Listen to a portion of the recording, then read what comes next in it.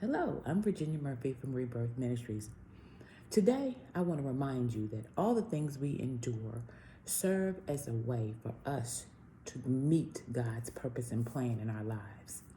We all know the verse, all things work together for the good of those that love God, to them who are called according to his purpose, which is in Romans 1:28-28. David is a prime example of this. I love his story. I believe that is why his story is just so important and critical to us as Christians.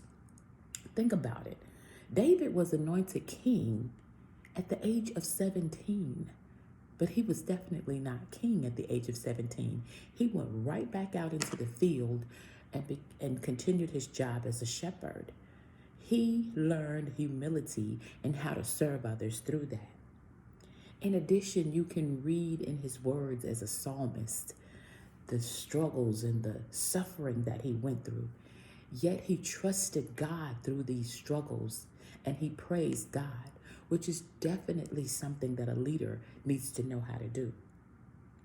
In addition, David was a commander, so he learned to gain the trust of his people and command them in the right way and teach them in the right way. These are all things that he needs to be as a king. Although his journey to be a king wasn't instantaneous, everything that he went through helped him fulfill that purpose. Think about it. Aren't you more generous as a result of going through a tough time financially? Aren't you more understanding as a result of being misunderstood? Aren't you more humble because you were forced to swallow your pride because you had no choice but to ask people for help? Aren't you more patient because you were forced to wait for something that you could not do without? We go through these countless trials and experiences, but it's funny how we don't even realize that every single time we go through the fire or gain a new experience, we come out on the other side more refined than we were before. We come out with new knowledge. We need to pursue his purpose for us. If we were to look closely, we would find that specific areas of character have been totally changed.